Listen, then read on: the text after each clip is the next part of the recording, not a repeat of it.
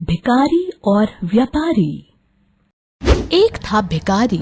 Rail सफर में भीख मांगने के दौरान एक सूट बूट पहने सेठ जी उसे दिखे। उसने सोचा, ये व्यक्ति बहुत अमीर लगता है, इससे भीख मांगने पर ये मुझे जरूर अच्छे पैसे देगा। वो उस सेठ से भीख मांगने लगा। भिखारी को देखकर उस सेठ ने कहा, तुम हमेशा मांगते ही हो, क्या कभी किसी को कुछ देते भी हो? भिखारी बोला, साहब मैं तो भिखारी हूँ, हमेशा लोगों से मांगता ही रहता हूँ। मेरी इतनी औकात कहाँ कि किसी को कुछ दे सकूं? जब किसी को कुछ दे नहीं सकते तो तुम्हें मांगने का भी कोई हक नहीं है। मैं एक व्यापारी हूँ और लेन देन में ही विश्वास करता हूँ। अगर तुम्हारे पास मुझे कुछ देने को हो तभी मैं तुम्हें बदले में कुछ दे सकता हूँ। तभी वे स्टेशन आ गया जहाँ पर उस सेठ को उतरना था। वो ट्रेन से उतरा और चला गया। इधर भिखारी सेठ की कही बात के बारे में सोचने लगा। सेठ के द्वारा कही गई बात उस भिखारी के दिल में उतर गई। वे सोचने लगा, शायद मुझे भीख में अधिक पैसा इसीलिए नहीं मिलता क्योंकि मैं उसके बदले में किसी को कुछ दे नहीं पाता हूँ। लेकिन मैं तो भिखारी हूँ, किसी को कुछ देने लायक भी नहीं हूँ। लेकिन कब तक मैं लोगों को बिना कुछ दिए केवल मांगता ही रहूंगा। बहुत सोचने के बाद भिखारी ने निर्णय किया कि जो भी व्यक्ति उसे भीख देगा तो उसके बदले में वो भी उस व्यक्ति को कुछ जरूर देगा। लेकिन अब उसके दिमाग में ये प्रश्न चल रहा था कि वे खुद भिखारी है तो भीख के बदले में वे दूसरों को क्या दे सकता है। इस बात को सोचते हुए दिन भर गुजरा, लेकिन उसे अपने प्रश्न का कोई उत्तर नहीं मिला। दूसरे दिन जब वो स्टेशन के पास बैठा हुआ था तभी उसकी नजर कुछ फूलों पर पड़ी जो स्टेशन के आसपास के पौधों पर खिल रहे थे। उसने सोचा, क्यों ना मैं लोगों को भीख के बदले कुछ फूल दे दिया करूं। उसको अपना ये विचार अच्छा लगा और उसने वहाँ से कुछ फूल तोड़ लिए। वो ट्रेन में भीख मांगने पहुँचा। जब भी कोई उसे भीख देता तो उसके बदले में वह भीख देने वाले को कुछ फूल दे देता। उन फूलों को लोग खुश होकर अपने पास रख लेते थे। अब भिखारी रोज फूल तोड़ता और भीख के बदले में उन फूलों को लोगों में बांट देता था।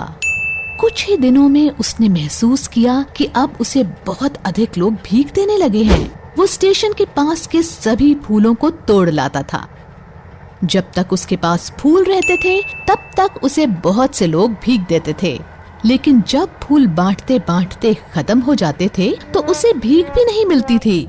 अब रोज ऐसा ही चलता रहा। एक दिन जब वो भीख मांग रहा था तो उसने देखा कि वही सेठ ट्रेन में बैठे हैं जिनकी वजह से उसे भीख के बदले फूल देने की प्रेरणा मिली थी। वे तुरंत उस व्यक्ति के पास पहुंच गया और भीख मांगते हुए बोला, आज मेरे पास आपको देने के लिए कुछ फूल हैं। आप मुझे भीख दीजिए, बदले में मैं आपको कुछ फूल दूंगा। सेठ ने उसे भीख के रूप में कुछ पैसे दे दिए और भिखारी ने कुछ फूल उसे दे दिए। उस सेठ को ये बात बहुत पसंद आई। वाह क्या बात है, आज तुम भी मेरी तरह एक व्यापारी बन गए हो। इतना कहकर फूल लेकर वो सेठ स्टेशन पर उतर गया। लेकिन उस सेठ द्वारा कही गई बात एक बार फिर से उस भिखारी के दिल में उतर गई।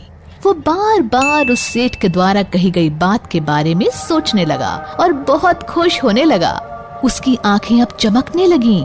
उसे लगने लगा कि अब उसके हाथ सफलता की वह चाबी लग गई है जिसके द्वारा वह अपने जीवन को बदल सकता है। वह तुरंत ट्रेन से नीचे उतरा और उत्साहित होकर बहुत तेज आवाज में ऊपर आसमान की ओर देखकर बोला, मैं भिखारी नहीं हूँ, मैं तो एक व्यापारी हूँ। मैं भी उस सेठ जैसा बन सकता हूँ, मैं भी अमीर बन सकता हूँ। लोगों ने उसे देखा तो सोचा कि शायद ये भिखारी पागल हो गया है। अगले दिन से वे भिखारी उस स्टेशन पर फिर कभी नहीं दिखा। एक वर्ष बाद इसी स्टेशन पर दो व्यक्ति सूट बूट पहने हुए यात्रा कर रहे थे। दोनों ने एक दूसरे को देखा तो उनमें से एक ने दूसरे को हाथ जोड़कर प्रणाम किया और कहा, क्या आपने मुझे पहचाना? नहीं तो, शायद हम लोग पहली बार मिल रहे हैं। सेठ जी, आप याद कीजिए, हम पहली बार नहीं बल्कि तीसरी बार मिल रहे हैं। मुझे याद नहीं आ रहा।